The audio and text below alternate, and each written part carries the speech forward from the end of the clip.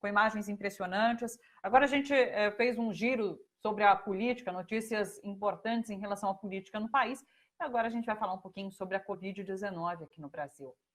Jair Bolsonaro vetou integralmente projeto de lei que previa indenização para profissionais da saúde incapacitados pela Covid-19.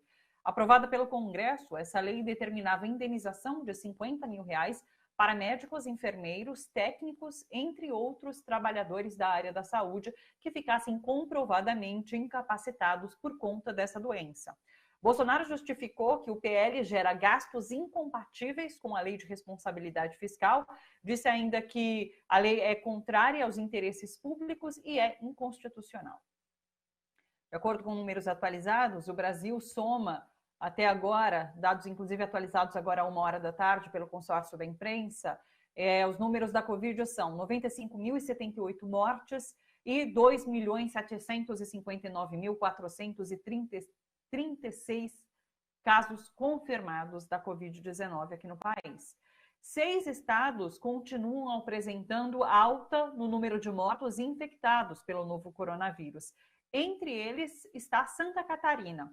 O prefeito da cidade catarinense de Itajaí usou as redes sociais para anunciar como pretende conter o avanço da doença no município. Mais uma terapia sem nenhum embasamento científico. Dá uma olhada. Além da azitromicina, além de tudo mais, além da cânfora, nós também vamos oferecer o ozônio. É uma aplicação simples, rápida, de 2, 3 minutinhos por dia. Provavelmente vai ser uma aplicação via retal, que é uma aplicação tranquilíssima, rapidíssima, de 2 minutos, tá? Num catéter fininho, e isso dá um resultado excelente. Nós vamos em breve estar implantando isso também. E aí a pessoa tem que fazer durante 10 dias seguidos. São 10 sessões de ozônio. 1, 2, 3, 4, 10 dias. 10 sessões de ozônio, e isso ajuda.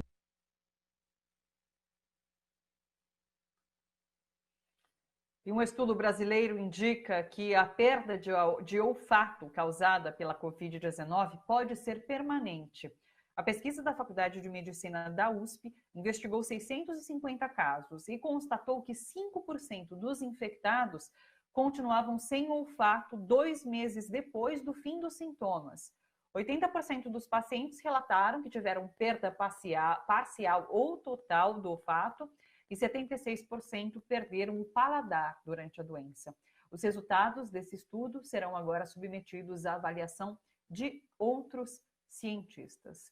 Bom, para a gente conversar sobre esse momento da Covid-19 aqui no país, a gente convidou a Karina Calife, que é médica sanitarista, professora da Faculdade de Medicina da Santa Casa de São Paulo e é especialista em construção de evidências científicas.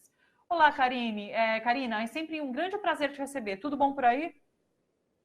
Tudo bem, Thalita, é um prazer, agradeço o convite. Karina, eu acho que é importante a gente, até como um serviço, começar falando sobre esse depoimento, essa fala do prefeito de Itajaí, que inclusive é um médico. Então, as pessoas podem achar que ele fala com alguma propriedade sobre esse tratamento que ele oferece. Então, acho bom e importante a gente começar falando sobre isso. Há alguma evidência que esse tratamento com ozônio que ele propõe tem eficácia, doutora? De jeito nenhum, Thalita, não tem nenhuma evidência científica que justifique o uso do ozônio, como outras coisas que foram aparecendo por aí, né? Como a ivermectina, como se colocou para a hidroxicloroquina. Então, é muito importante que a gente olhe para esse momento, para essa oferta, né, que está sendo feita pelo ex-prefeito de Itajaí, que não tem nenhuma evidência científica que comprove a sua utilização, muito pelo contrário, inclusive foi proibido pela justiça algumas pessoas que tem uma fisioterapeuta que também tinha colocado no seu Instagram a utilização dessa terapia. E para você usar uma terapia em seres humanos, a gente tem que ter muita responsabilidade do ponto de vista científico, né? Então você tem que passar por várias fases, por vários olhares, e não há nenhuma evidência científica de que o ozônio possa trazer qualquer benefício que seja, nem para o coronavírus e nem para outras doenças. Então, é muito importante que para utilizar qualquer coisa, para a gente divulgar qualquer oferta dessas, a gente esteja atento, porque assim não há uma cura milagrosa para a Covid-19, não há uma bala mágica, sabe? Como disse ontem o Michael Ryan, né, da OMS, a gente vai passar por isso por algum tempo e o que a gente tem hoje de evidência técnica e científica que pode nos ajudar é o isolamento social, é a utilização de máscara. Estamos assim, crescendo muito em relação à questão da vacina, tem algumas medicações específicas, mas não é o caso do ozônio. Então, isso, inclusive, é um desserviço para a população que pode relaxar nas medidas tanto de isolamento social quanto de higiene, achando que tem alguma forma que possa protegê-la. Não há evidência científica e isso não devia ser. O CRM de São Paulo, inclusive, vetou, né, qualquer propaganda nesse sentido. Eu acho que a Justiça também já deixou fora a possibilidade de divulgação desse tipo enfim, dessa sugestão. É importante a gente pontuar porque é um vídeo que está sendo bastante compartilhado, então, assim, fica aqui o esclarecimento. Agora, você citou a OMS, que falou nessa bala de prata da vacina, né? A OMS também ontem mostrou preocupação com o Brasil por conta do avanço da Covid-19 e falou que é muito necessário nesse momento uma comunicação forte vindas do governo federal, estados e comunidade. No entanto, durante essa semana também a gente teve conhecimento de um ranking de transparência em que o governo federal aparece ali em segundo lugar, em pior, como pior, né? Como não tendo transparência na divulgação, tanto de medidas para a contenção da Covid, como de compras que foram feitas para essa contenção, para esse combate. Então, assim, é realmente difícil. E seria muito necessário, você acredita também, essa comunicação forte, vinda, e isso tem prejudicado a forma como a gente tem combatido a Covid aqui no país? Totalmente, eu acho que esse é um dos maiores problemas no nosso enfrentamento à pandemia. Todos os países do mundo que tiveram vamos dizer assim, um resultado um pouco melhor do que o nosso, um pouco não, muito melhor do que o nosso, tiveram uma coordenação central que pudesse olhar para várias possibilidades, tanto para o uso dos recursos nacionais, para a orientação e coordenação dos estados e municípios onde os casos acontecem. Então, não pode, cada estado está fazendo de um jeito, cada dia um é pensado, então, quais são os critérios que garantem a possibilidade de uma flexibilização, quais são os critérios que apontam para a necessidade de um lockdown, quais são a utilização em relação ao recurso utilizado para utilizar a EPI, qual é a orientação em relação a isolamento domiciliar, a uso de máscara, enfim, a que tipo de medicação, qual é o protocolo de manejo que se tem. Então, tudo isso necessita de uma grande coordenação nacional, porque a gente, na verdade, não tem todo o conhecimento, né, Thalita? Isso começou há muito pouco tempo, então a pandemia de 2019 para cá, quem diz que sabe, conhece tudo em relação ao vírus, por isso que não faz nenhum sentido essa coisa da terapia com ozônio também, porque a gente não tem todas as evidências, mas a gente tem algumas muito fortes já, e elas deviam estar articuladas numa grande coordenação que pudesse, inclusive, apoiar as pessoas, porque esses países que fizeram isso dessa forma, eles articularam essa coordenação não só do ponto de vista da saúde, do ponto de vista da saúde, sim, muito importante, mas também do ponto de vista social, econômico, de organização, de poder repensar as estruturas, né, dentro das cidades, dos estados, para que isso acontecesse. Então, a preocupação da OMS, a Organização Mundial de Saúde, é legítima, porque o país, ele é um país, acho que é o único que a gente tem até aqui, que está há mais de 60, quase 70 dias, uma média de 1.000 mortes por dia. Então, é uma curva que tem um platô lá no alto, ou seja, a gente não teve queda como a maioria dos lugares. A gente tem uma situação muito delicada e, infelizmente, a gente ainda tem um longo caminho. Então, sempre é tempo da gente parar, se articular e tentar montar essa grande coordenação nacional que você está apontando aí. Eu concordo para rastrear caso, testar, saber onde estão, como é que a gente vai fazer para lidar com esses casos, para diminuir esse potencial de infectividade, né, que a gente tem ainda tão alto no Brasil. Por conta desse aumento do número de casos, inclusive no interior, né, por conta dessa interiorização que está acontecendo em relação ao Covid-19, doutora Karina, muita gente tem falado sobre isso ser uma segunda onda da Covid que estaria acontecendo aqui no país. Você acredita nessa segunda onda?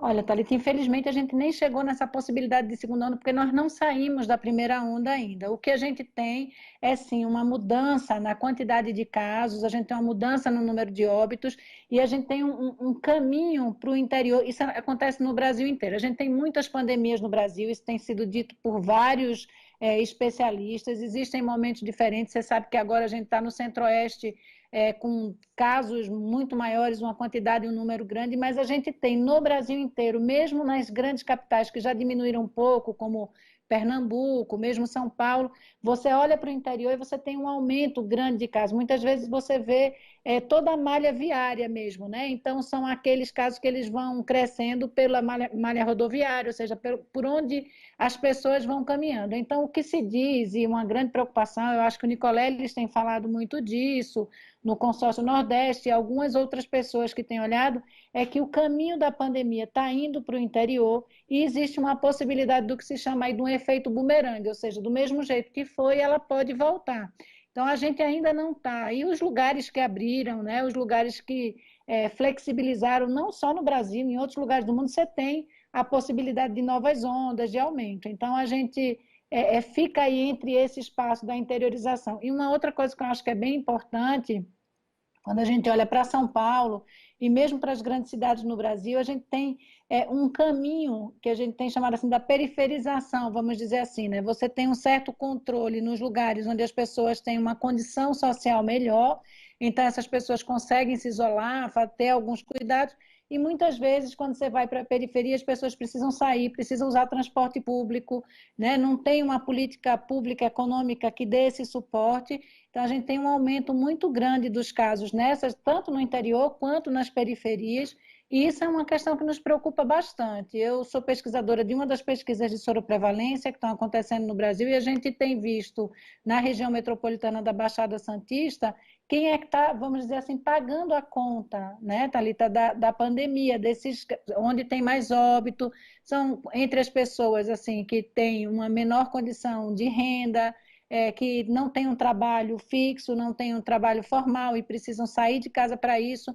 Então, essa grande coordenação nacional precisa ser para enfrentar também essas questões e dar resposta a isso no nosso país, né? Então, não sei se eu chamaria de segunda onda, que sim, pode acontecer, mas eu acho que a gente, infelizmente, ainda está nesse movimento, nossa curva não desceu ainda, a gente ainda está vivenciando essa grande onda no nosso país.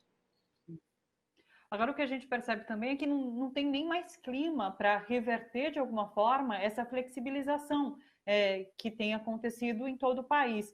No entanto, há como, de alguma forma, diminuir a velocidade do contágio nesse momento em que estamos agora, doutora?